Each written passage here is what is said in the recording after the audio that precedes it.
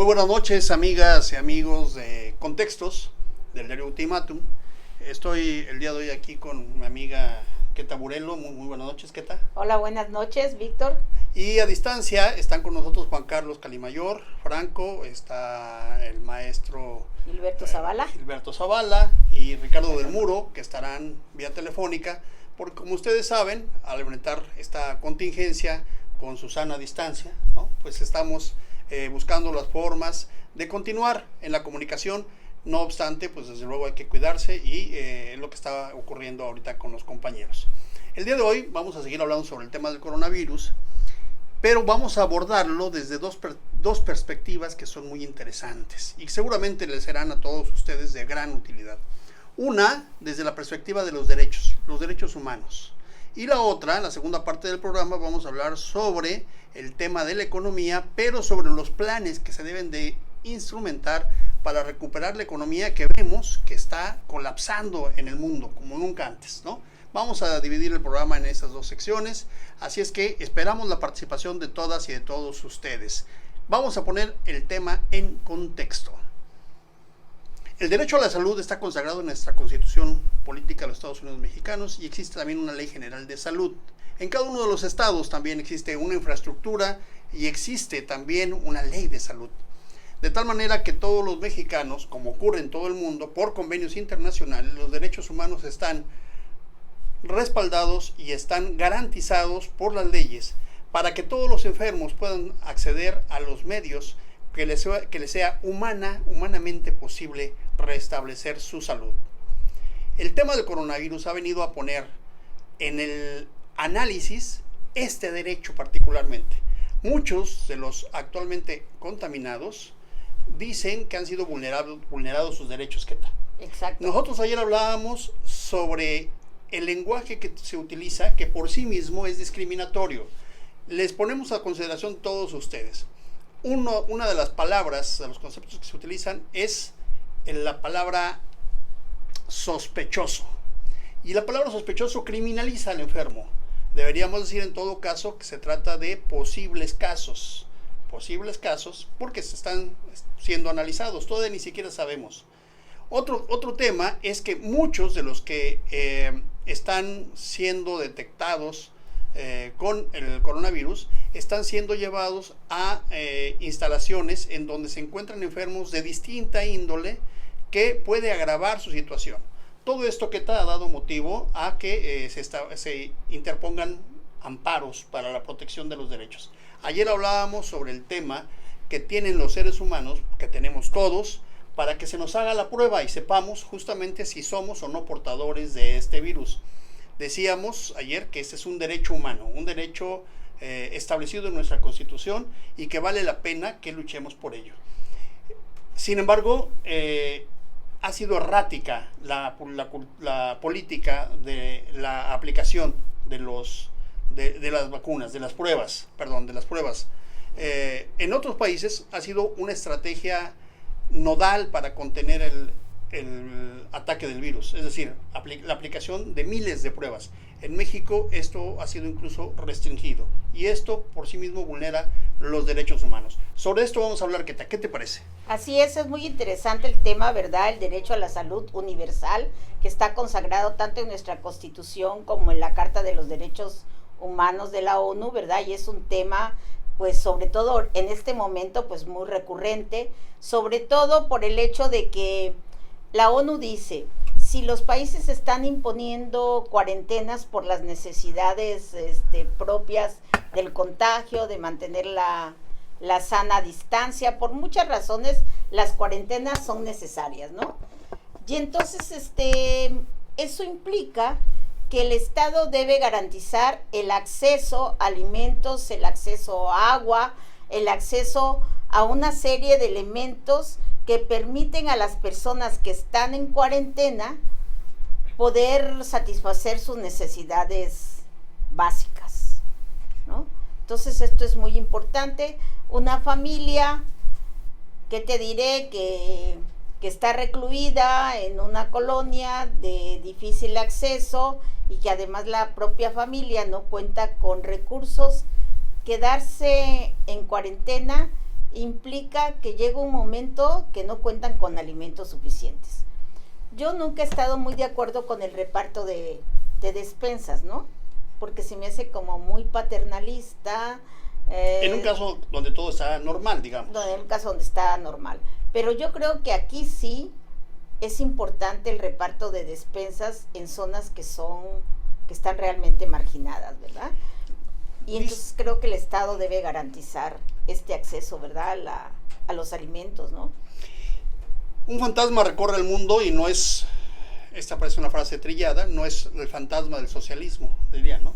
Hoy el fantasma que recorre el mundo es el fantasma de la incertidumbre.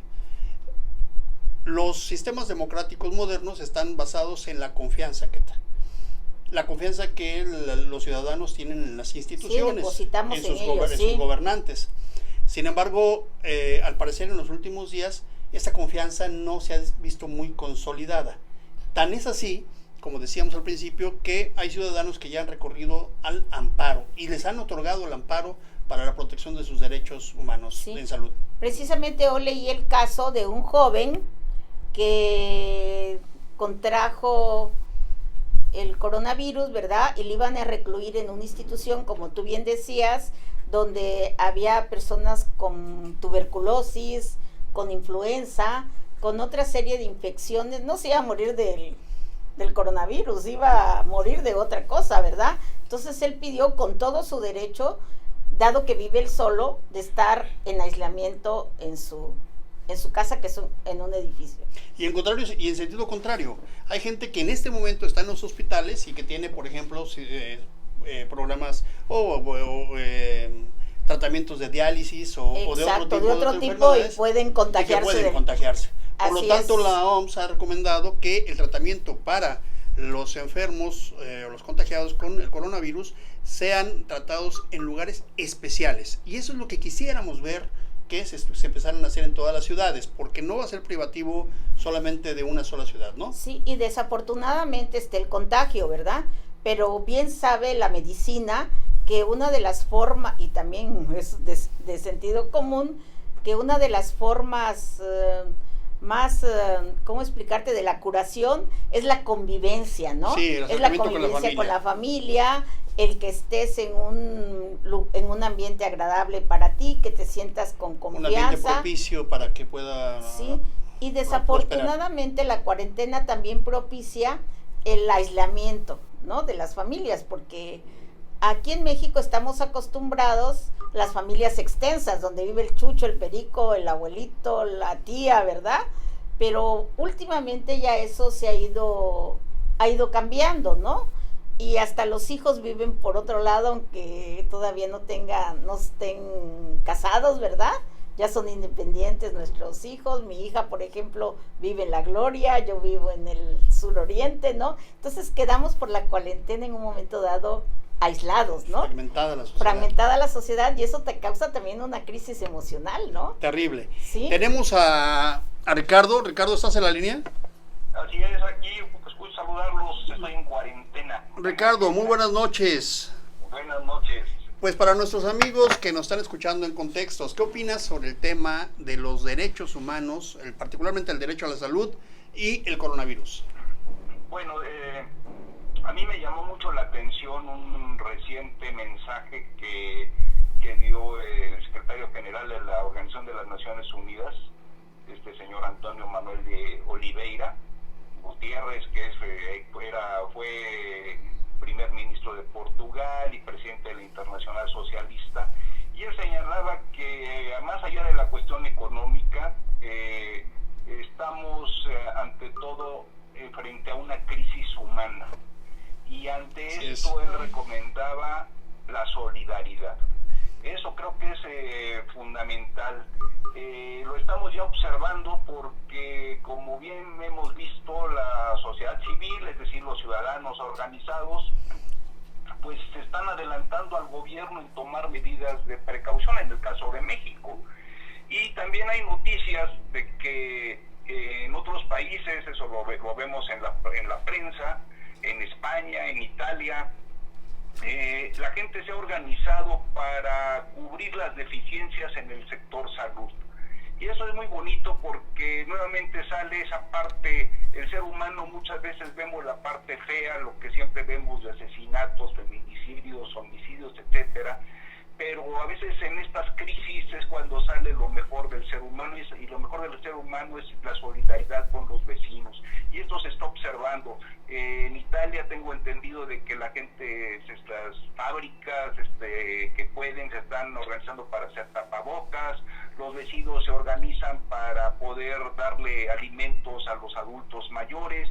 En fin, creo que esa parte se debe de rescatar, y es lo mejor que podemos hacer para poder, claro, pues, tomando las debidas precauciones, por supuesto, con los cubrebocas, no acercándonos y más, pero eso se está observando, y creo que en el caso de México, pues no es la primera tragedia a la que nos enfrentamos. Tenemos la experiencia de los 2 terremotos que afectaron a la Ciudad de México, y en cierta medida también, pues si lo queremos ver desde ese punto de vista, pues esa marcha y ese paro general de las mujeres para protestar contra la violencia de género y contra la impunidad, pues muestran que la sociedad se moviliza, y creo que eso va a ser uno de los puntos fundamentales de esta pandemia, de este momento, de esta crisis que estamos ahorita sufriendo, y que una vez superada la sociedad mexicana va a tener otro concepto. Efectivamente, la emergencia nos está obligando, sí podemos decir obligando, sino lo único es de que nos está permitiendo permanecer en nuestra casa,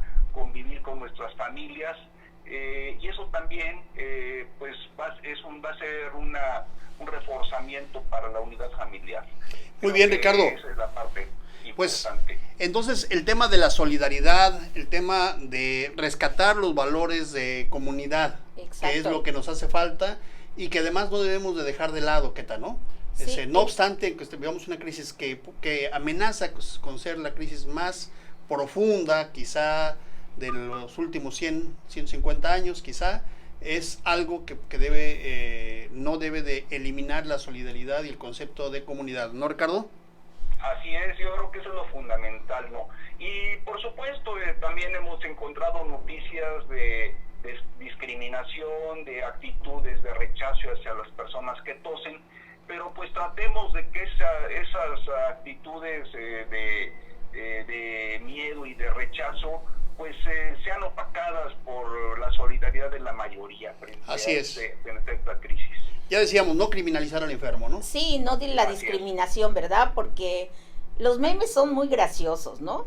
El mexicano tiene un sentido del humor que yo creo que es lo que nos salva en muchas de estas tragedias.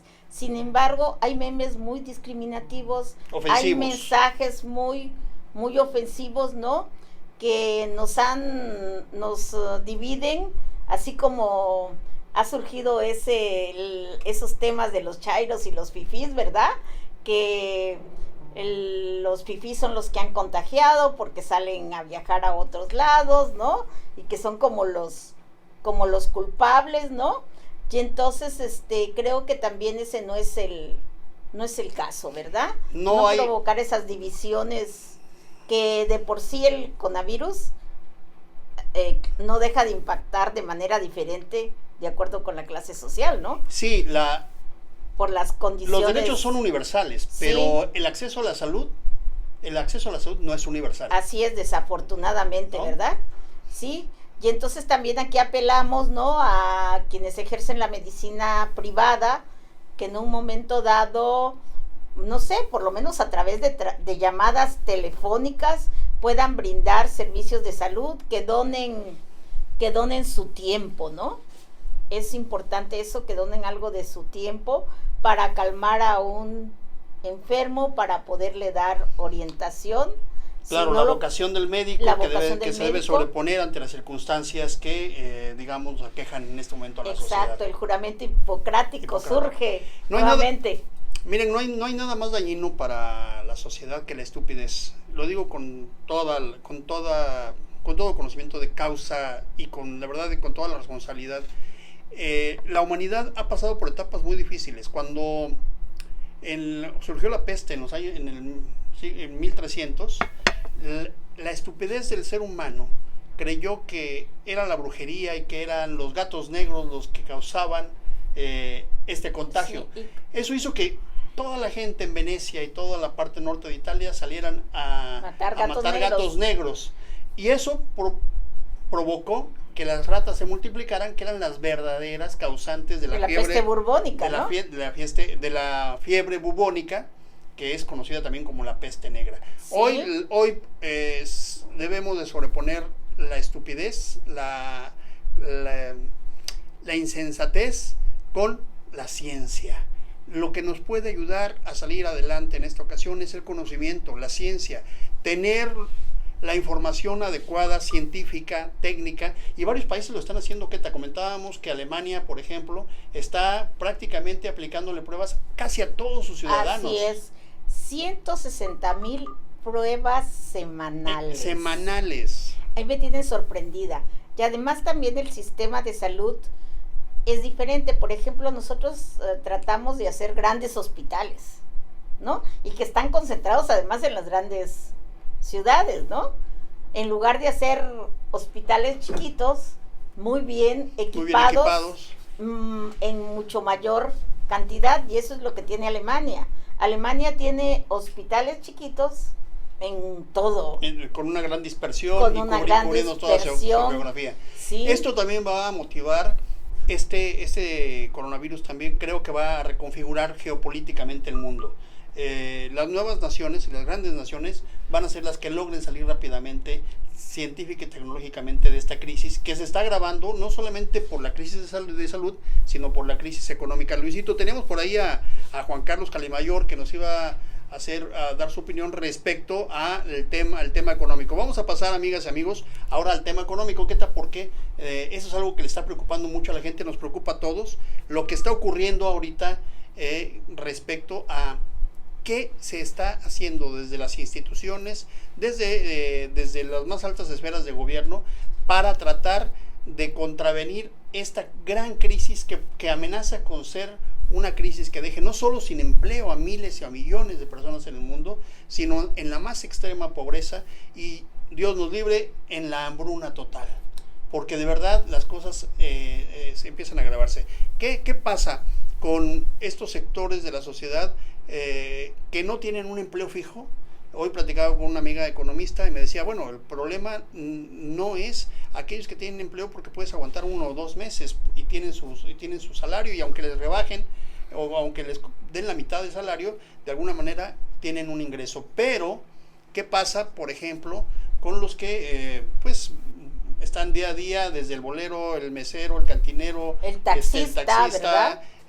Toda la gente? Y en México toda la economía informal está más o menos entre el 60 y el 65% de la economía. Es decir, el 60 y 65% de las personas que tienen una actividad económica en México lo hacen desde la actividad informal, por lo tanto no tienen un empleo seguro. Además son los que tampoco tienen prestaciones de seguridad. Tampoco tienen prestaciones de seguridad. No pertenecen ni al Seguro Social, ni al IMSS, ¿verdad?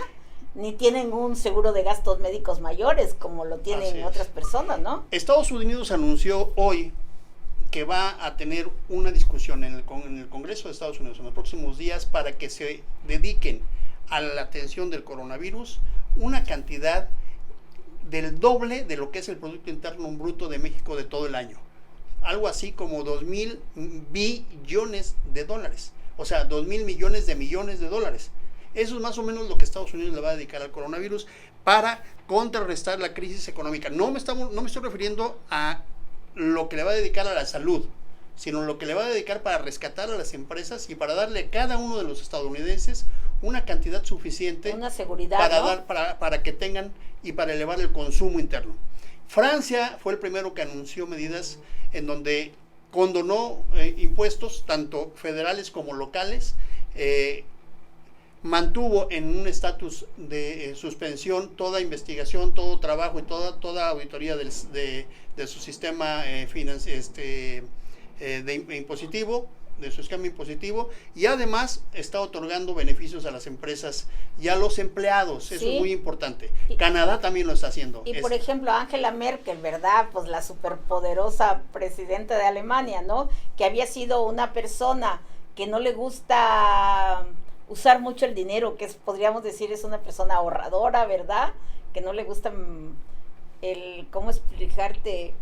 despilfarradora también, pero ahorita ante la necesidad, pues dice, vámonos adelante, ya veremos después, pero eso lo puede decir Angela Merkel, lo podemos decir aquí en México, ¿verdad? En los estados, a nivel nacional, ¿verdad? ¿Cuál es la disposición? Hoy el presidente dijo que tenía 400 millones de pesos, ¿no? Pero para salud, para las cuestiones, para equipar, para ayuda a pequeñas empresas. No, es que no ha habido un anuncio para las empresas. Juan Carlos, buenas noches, estás en el teléfono. ¿Cómo están? Buenas noches, ¿cómo están? Juan Carlos, ese es un tema que a ti particularmente te gusta mucho, bueno, a todos, pero tú tienes los datos, Juan Carlos. Dinos, por favor, ¿cómo ves este tema de un programa de rescate o un programa, digamos, para enfrentar esta crisis económica? Mira, es como lo que puede suceder en cualquier familia. Tú tienes previsto una serie de gastos, piensas, por ejemplo, cambiar un vehículo que gasta mucha gasolina, entonces sacas un crédito para comprar un vehículo de 4 cilindros, hay hasta de 2 cilindros ahora, haces tu planificación de gasto y compras y vas y sacas ese o vas a sacar ese vehículo y a la larga te va a generar un beneficio. Es lo que piensa el presidente con 3 proyectos.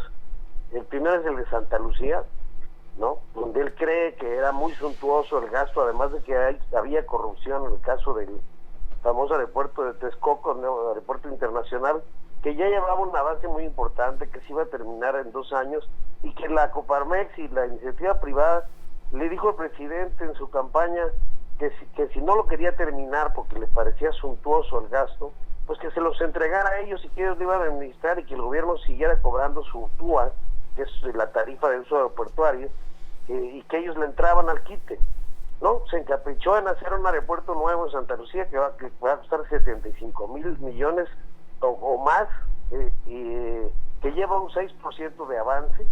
El otro aeropuerto ya llevaba un avance mucho mayor, te digo, ya fue 20 años programado y no se podía hacer hasta que ya se logró poner en un área donde hubo conflictos. Luego tienes el tema de Dos Bocas. He estado escuchando a expertos que han sido entrevistados en el tema energético y aseguran que esa refinería no se va a terminar en el tiempo previsto por el presidente. Es más, no se va a terminar en su sexenio, no va a haber resultados. Dicen que hasta el 2027, si bien no va a resolver el problema de abasto de gasolina, de soberanía energética, que es lo que pensaba el presidente, y agrégale a eso que bajó el precio del petróleo. Quién sabe cuánto va a durar esta baja del precio del petróleo. Todo apunta a que va a durar bastante tiempo. Por eso está más baja la gasolina, no porque el presidente la haya decidido bajar, sino porque bajó el principal insumo, que es el petróleo. Entonces, tienes ahí una inversión que en ese caso está cotizada en dólares. Son 8,000 millones de dólares, que hoy llegó a 26 pesos el dólar, y hay quienes calculan que va a llegar hasta 30 pesos, lo cual va a tener un impacto inflacionario por toda la cantidad de productos que ya compramos, ni sabemos, en las tiendas, en muchos insumos y en la parte de la fabricación. 8,000 millones de dólares representan más de 200,000 millones de pesos. Entonces ya llevamos 75,000 en Santa Lucía, 200,000 en Dos Bocas, que insisto, no va a resolver el problema. Hay quien está planteando unas refinerías que se llaman modulares, que cuestan muchísimo menos, 180 millones de dólares, que pueden funcionar parcialmente más rápido, y que pueden abastecer poco a poco la demanda de gasolina. Por lo pronto nos sale muy barato comprar en Estados Unidos y nos está saliendo muy caro a los mexicanos producir petróleo. Lo estamos vendiendo en $15 la mezcla mexicana y nos cuesta producirlo 14. O sea, le estamos ganando $1 a cada barril. Y para cerrar con broche de oro está el proyecto del Tren Maya, que todavía tampoco tienen afinado al 100%, que no ha iniciado y que representa 150,000 millones de pesos. Entonces, en suma, estás hablando de 200 más 150 más 75, estás hablando prácticamente de casi 400,000 millones de pesos. ¿Qué es lo que yo estoy proponiendo? Y ahora creo que ya lo propuso el PAN, o no sé quién más, incluso un agente de Morena, Alejandro Rojas Díaz Durán, propuso apoyar a las MIPYMES. El problema del presidente, que nunca ha sabido, no sabe lo que es tener una tienda de barrotes y nunca ha pagado una tarjeta de crédito y no sabe lo que es pagar intereses y nunca ha pagado impuestos, perdón que sea tan crítico de él, pero no entiende que una cosa es apoyar a los pobres y otra cosa es apoyar al empleo. Hoy en la mañana anunció que van a apoyar a los más pobres, sí, pero la pregunta es de qué manera los vas a apoyar. Con más asistencialismo. Mira, Chiapas es el ejemplo más elaborado y más acabado de que es un fracaso la política social asistencialista. Somos el estado que más recursos ha recibido de la federación en los últimos 15, 20 años después del movimiento zapatista, y seguimos siendo el estado más pobre. Es una cantidad multimillonaria en dólares la que está invertida en Chiapas, y no hay industria, no hay empresas generadoras de empleo. Luego vienen y cancelan en plena crisis Constellation Brand, una empresa que iba a invertir, que ya tenía invertidos como $700 millones en Baja California, en Mexicali, y en plena crisis das un mensaje contra el TEMEC que acabas de firmar, cancelándole una empresa que cumplió todos los requisitos y todos los permisos ambientales sobre el abasto de agua, porque otra vez, de nueva cuenta, el presidente, cuando se topa con un reclamo, lo que hace es una consulta. O sea, de las pocas inversiones del sector privado, y se decide cancelar. Y te voy a decir algo, Carlos Salazar, el presidente del Consejo Coordinador Empresarial, que agrupa a los organismos empresariales más importantes, por otra parte está Coparmex, ha estado del lado del gobierno, pero en esta ocasión están furiosos porque saben las implicaciones que tiene. Hay reglas internacionales. Constellation Brand va a demandar al gobierno de México, ya no por lo que invirtió, por todas las pérdidas. Ayer cayó en la bolsa 11 puntos sus acciones, porque no es la única empresa que tiene, y todo eso se lo están empezando a contabilizar al gobierno. Va a perder el juicio tarde que temprano, más temprano que tarde. Lo sabe la gente cercana a López Obrador, y el presidente sigue necio con sus proyectos. Eso se litiga a través de juicios internacionales, Juan Carlos. ¿Qué proyectos tendría que Además, hacer? hay reglas en el TEMEC. Sí, claro. Que protegen la inversión. Claro, eso seguramente va a llegar a un litigio, como tú dices. Pero ¿Qué propongo? ¿Qué propondrías ahorita? Déjame redondear mi análisis. Sí. ¿Qué propongo? Que en lugar de hablar de apoyar a los pobres, está bien, como discurso está bien. Eso es lo que le encanta, para que se sientan cobijados, está perfecto, pero apóyalos conservando sus empleos, y la única manera de conservar sus empleos es apoyar a las pequeñas y medianas empresas, no a Carlos Slim, no a Salinas Pliego, no a los grandes consorcios internacionales que son transnacionales. Ya los consorcios mexicanos, los hombres más ricos del mundo, están 4 en la lista de Forbes, no a ellos. Apoya a las pequeñas y medianas empresas que generan desde 5 hasta 40, 50, 100 empleos. Pero ¿cómo las apoyamos, Juan Carlos? ¿Cómo los tendrían que apoyar? ¿Qué hizo Calderón en el 2009? Canceló proyectos. Peña Nieto hizo lo mismo. Tenían proyectado hacer un tren veloz entre Mérida y Playa del Carmen, que era un tren de 300 kilómetros. Y cuando empezó a tener aprietos económicos lo canceló. Por eso puse el ejemplo desde el principio. Claro. Tú decides, planeas hacer una cosa, decía que cambiar el carro caro por un carro más económico es lo que hace el presidente en su visión más austera, pero resulta que viene un problema, y resulta que lo que tienes que hacer es a lo mejor, en vez de gastar en ese carro nuevo, que era una buena idea, pues gástalo para que tu empresa no tenga pérdidas. Yo digo que los 400 mil millones de pesos se deben no malgastar en eso. O sea, no quiere decir que no sea importante hacerlos. El tema es de prioridades. Hay dinero para eso, entonces que ese dinero sirva para reactivar la economía de las pequeñas y medianas. ¿Pero qué tendría que hacer? ¿Dar un paquete financiero? ¿Reducir impuestos? Porque para las empresas pequeñas y medianas también estamos hablando de impuestos locales, incluso impuestos municipales, impuestos federales. Necesitaríamos un paquete financiero, necesitaríamos créditos. Todo un plan, ¿no? Es decir, un plan mucho más elaborado. No improvisar, ¿no? No se trata de improvisar. Es decir, tú estás hablando que hay una fuente de ingresos, es decir, en lugar de gastarlo en los grandes proyectos, ese dinero se reservará, pero se requiere además un plan elaborado. ¿Cómo aplicarlo? La Así propuesta es que el gobierno sirva de soporte como una banca para generar créditos no se le está pidiendo que regale el dinero, tampoco a fondo perdido, como muchas veces lo hace con las MIPYMES. Y que si tú comparas la tasa de interés que pagas con un banco, es del 11%, del 12%, por 1 millón pagas aproximadamente 11,000 pesos mensuales en una tasa promedio de interés, o hasta 14,000 pesos. Y por ejemplo el FOFOES que teníamos aquí en Chiapas a través de la Secretaría de Economía, que es del gobierno federal, tenía una tasa de 0.6%, es decir, una tasa infinitamente menor, con garantías hipotecarias o sin garantías. Mucha gente renegociaría sus créditos hipotecarios y obligarían a la banca, así que una política muy keynesiana, así el estilo plan New Deal de Franklin Delano Roosevelt, el gobierno interviniendo con sus ahorros que tenía pensado gastar en estos proyectos que te estoy comentando, puede probar con gastarse una lana, por ejemplo lo del Tren Maya, es decir, lo vamos a aplazar, no cancelar, para reactivar la economía y utilizar ese recurso, no como lo utilizaron en el FOBAPROA, que fue para salvar a la banca que tenía puras garantías hipotecarias y que iba a dejar sin sus propiedades a mucha gente. No, para financiar a través de convenios con bancos, créditos baratos, o a través directamente de apoyos gubernamentales con créditos del gobierno hacia las pequeñas y medianas empresas. ¿Qué haría eso?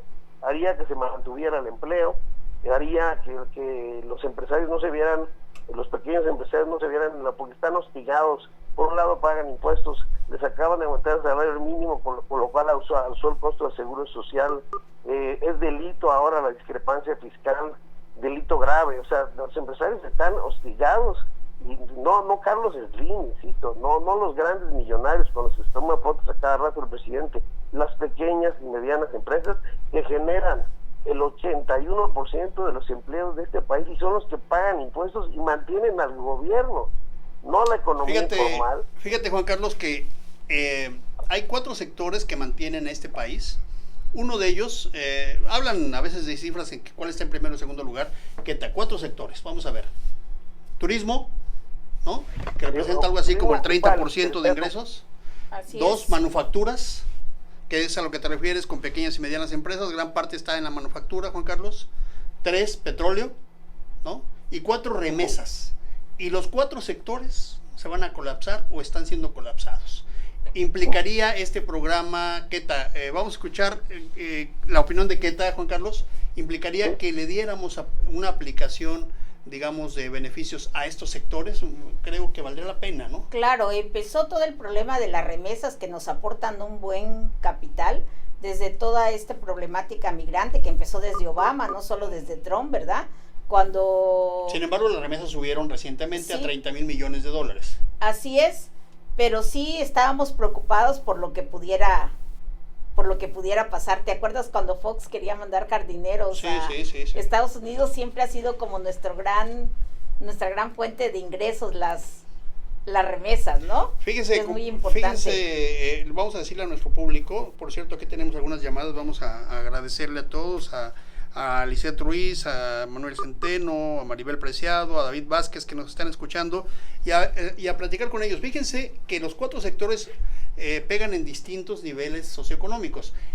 Las remesas pegan en la parte más vulnerable, ¿no? Vulnerable y más pobre, porque las remesas llegan directamente a las familias que se quedan de los migrantes que van. ¿Te acuerdas de aquel programa que había de Cedesol de 3 por 1, ¿no? 3 por 1, que estaba basado precisamente en las remesas, estaba muy interesante, ¿no? sí. Estaba muy interesante y creo que fue descartado, ¿no?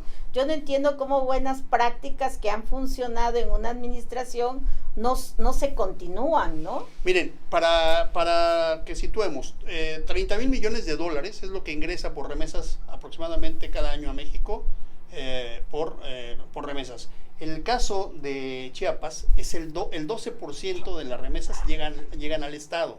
Si la economía de Estados Unidos se contrae, gran parte de las comunidades que vive de las remesas, que no vive del sector público, porque se cree que todos en Chiapas vive del sector público, no es así.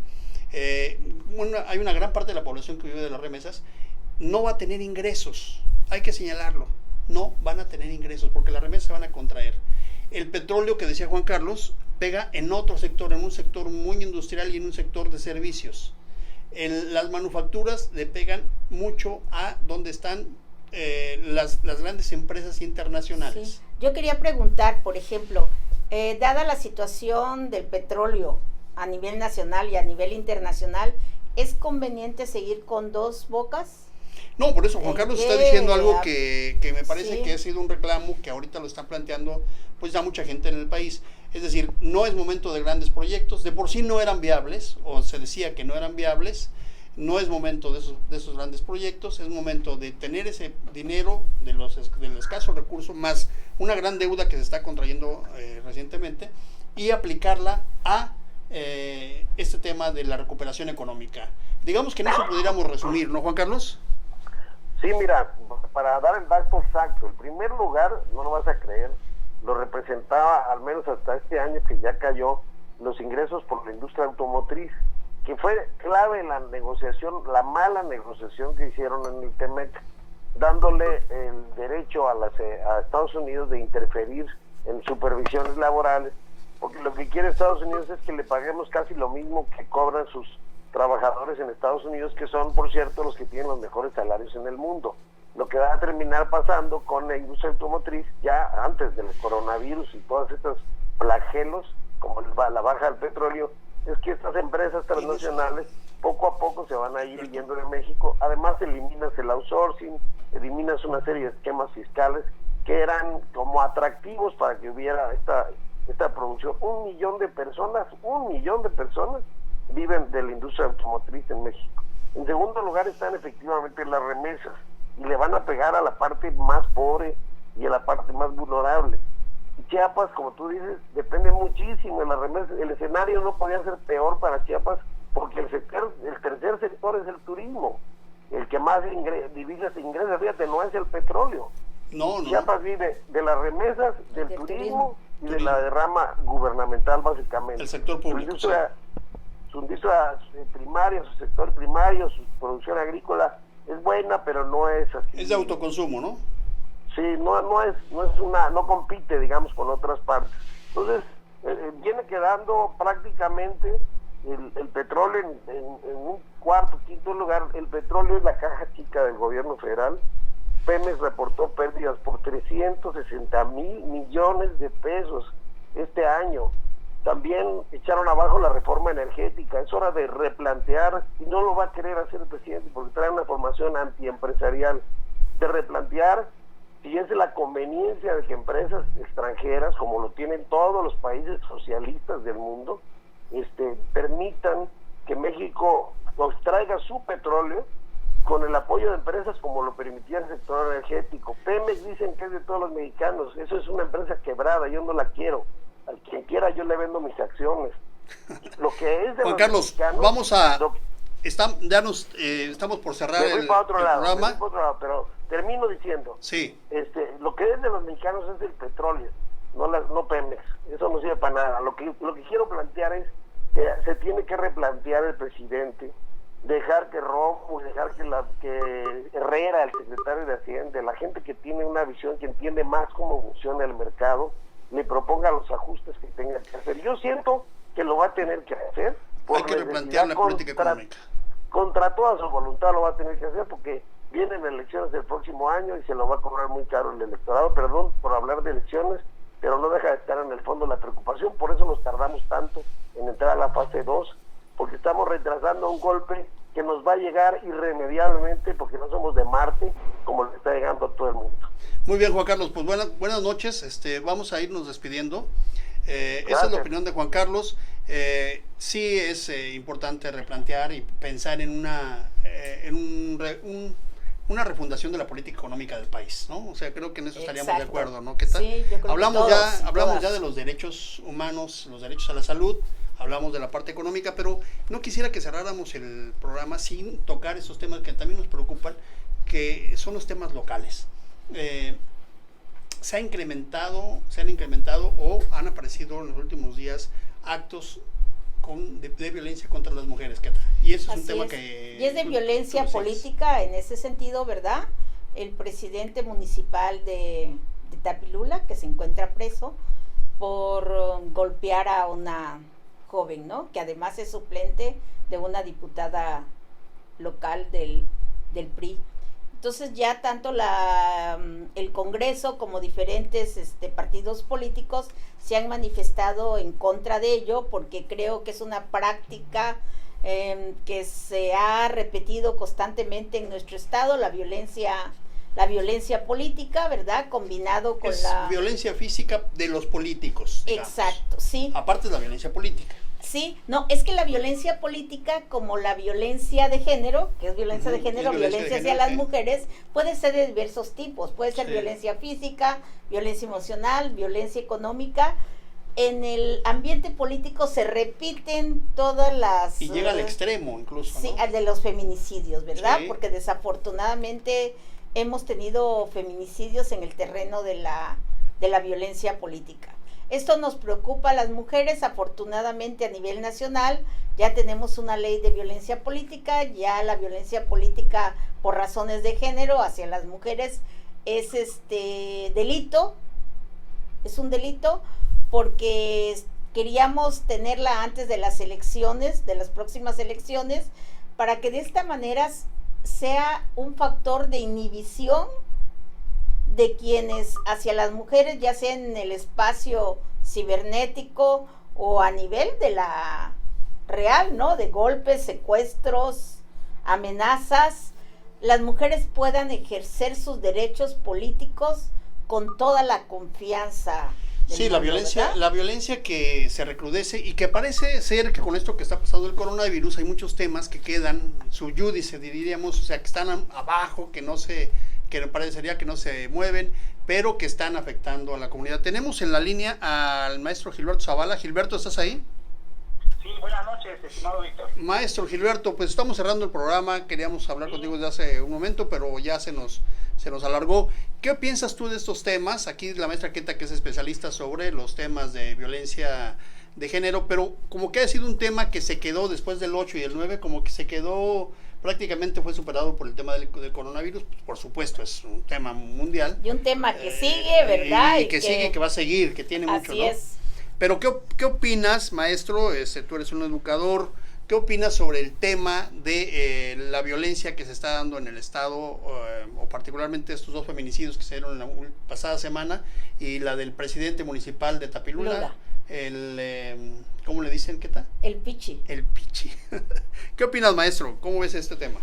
Buenas noches, doña Queta, buenas noches, estimado Víctor, buenas noches a quienes hoy tienen la oportunidad de poder contactar en este programa que se va poniendo, por supuesto, cada vez más interesante.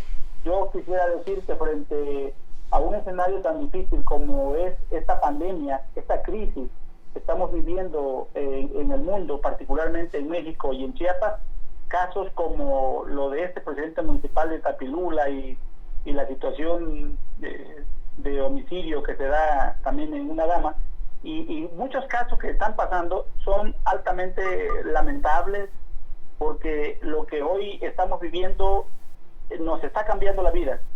Tenemos reglas rígidas de la vida actual que traíamos, como es el trabajo, el consumo, el ocio, la convivencia o la anticipación anticipada, válgase, de la muerte. Hoy nos está cambiando la vida. Y casos de hablar de la violencia como está sucediendo, y sobre todo en que está en Puerto Arista, cuando todo el mundo está diciendo que debemos de permanecer en casa, y un caso de violencia hacia la pareja que se da en un hotel en estado de ebriedad, no solamente trastoca el derecho, el respeto a las mujeres de México y de Chiapas particularmente, sino que trastoca lo que debería de ser un orden, una disciplina tan estricto, porque el caso es altamente serio. Claro. De suerte que hace un rato ustedes hablaban de solidaridad. Así es. Y justamente nuestra tragedia es que en casos como la de esta pandemia, la mejor manera de demostrar solidaridad es aislarnos unos de otros y válgase, y ni siquiera tocarnos. Y mientras que este señor presidente municipal, el Pichi, pues está embriagado, está disfrutando la playa, está con parejas, está con sus guaruras, y solo demerita la figura que debe de prevalecer en términos de respeto, porque es el primer ciudadano de un municipio y debe de ser el ejemplo.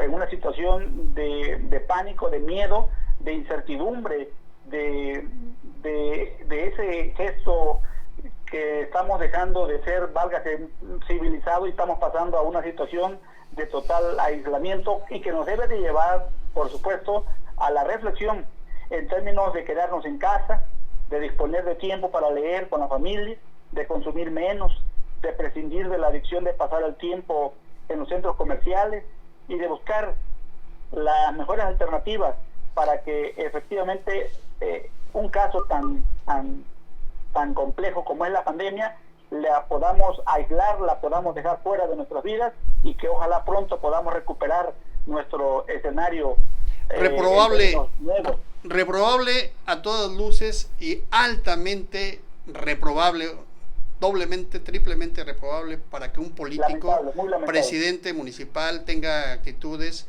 más en este momento, que lastiman a toda la sociedad, contra una mujer, contra una dama que además es una representante popular, suplente, pero representante popular. No la conocemos ni tenemos ningún interés, y hay que decirle a toda la gente que no es eso, pero cualquier acto de violencia, particularmente contra las mujeres, es reprobable, Queta, y tenemos que hacer, ¿no? Yo creo que hay que señalarlo, y no hay que dejarlo. No hay que dejar que esos temas, que aparentemente son menores ante algo tan grave como el coronavirus, laceren nuestra sociedad, porque la sociedad debe tener esos valores porque desafortunadamente de respeto, se ha naturalizado la violencia, ¿verdad? Y en muchas mujeres está muy metido ese tema de que es parte natural de las relaciones, ¿no? Entonces ese es nuestro trabajo, de las instituciones de gobierno como de las organizaciones que trabajamos con mujeres, de quitarles, por decirlo, ese chip, ¿verdad? Que las mujeres merecemos respeto, que las mujeres debemos estar empoderadas para tomar las decisiones más responsables sobre nosotras mismas, que no estamos solas, que hay instituciones que nos pueden apoyar, y que la violencia no es algo natural. Y que la sociedad debe de reprobar todo esto. Así es. Bueno, un último tema, maestro Gilberto Queta, para que cerremos la edición del día de hoy, pero que no podemos dejar pasar también. Los altos precios que están lastimando a la economía local, y que son motivo de buitres, diríamos así, ¿no? La verdad es que están exagerando. Los huevos están 80 pesos el cono, y por ejemplo la tortilla 25, 30 los pesos. Tomates están a 55 pesos el kilo en los supermercados, ¿no? Entonces creo que aquí Profeco, hay varias instituciones que deberían intervenir. Una de ellas es Profeco, de revisar los precios y que no estén abusando, ¿verdad?, de esta tragedia que estamos viviendo. ¿Cómo la ves, maestro Gilberto? Yo digo que el aumento del precio en los productos básicos, sobre todo al interior del estado de Chiapas, en los municipios, en las comunidades, y por supuesto la escasez de los productos, y que no hay una vigilancia efectiva, que el ciudadano, la ciudadanía en común la pueda ver y la pueda sentir. Me parece que Profeco, como en todos los tiempos, pero máxima ahora que es de alta sensibilidad, está ausente. Profeco siempre hace declaraciones y hace precisiones, siempre ante medios de comunicación, saca sus boletines, pero nadie le hace caso, nadie lo atiende, nadie lo toma en serio.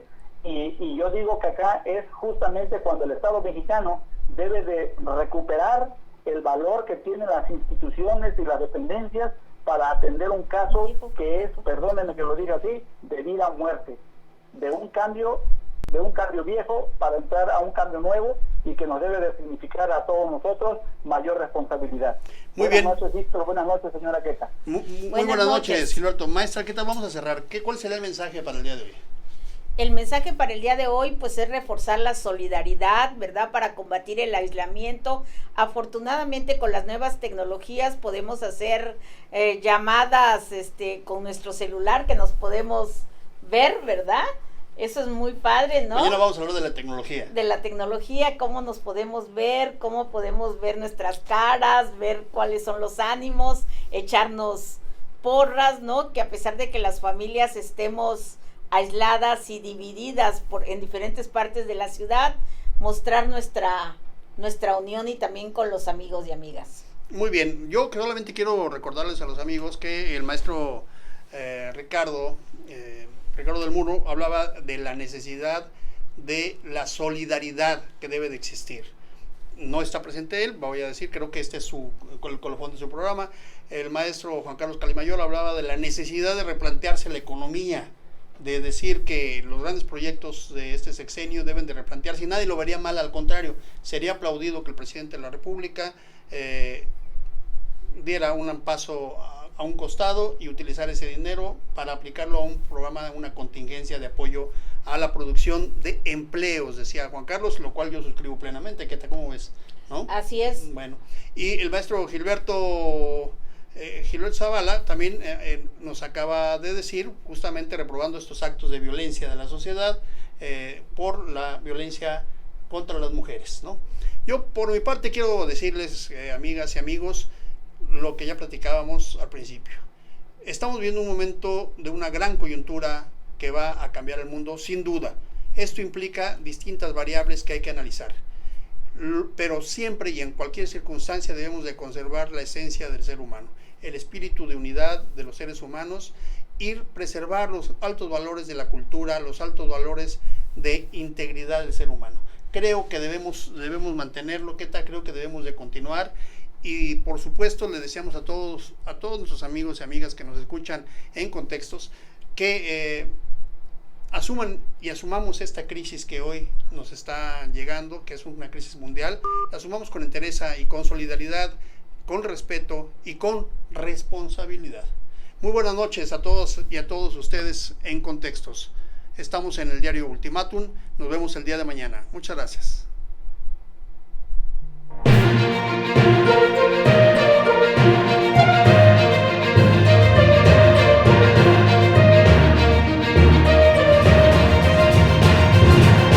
Contextos.